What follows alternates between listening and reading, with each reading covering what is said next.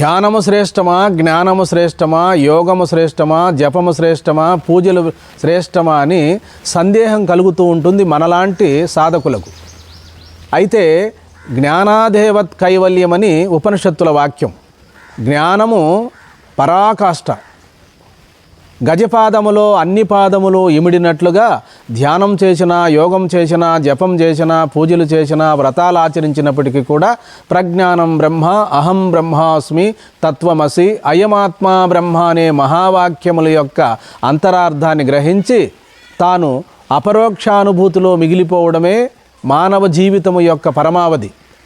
అయితే ఒకే తడవ ఇంత జ్ఞానము కలుగుదు గనుక అంచెలంచెలుగా మనం వెళ్ళాలి అంటే ధ్యానం అనే ఆలంబనము ద్వారా, ఉపాసన ద్వారా మనోపరిపక్వతను సంతరింపజేసుకొని సద్గురువుల ద్వారా బ్రహ్మోపదేశాన్ని పొంది అప్పుడు మాత్రమే జ్ఞానానికి అవకాశం ఏర్పడుతుంది.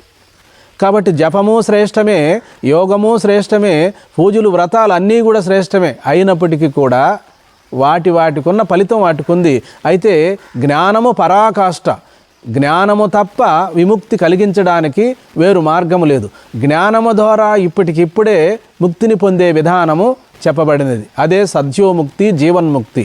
కాబట్టి ఇవన్నీ పూజలు, వ్రతాలు, తీర్థయాత్రలు ఇవన్నీ క్రమముక్తిని కలిగిస్తాయి, క్రమముక్తిని మనకిస్తాయి.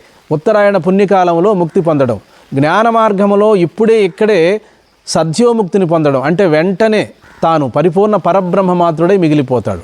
కాబట్టి వీటన్నిటినీ కూడా చేసినా మంచిదే. లేదు జ్ఞానాన్ని విచారించవచ్చు సద్గురువుల ద్వారా.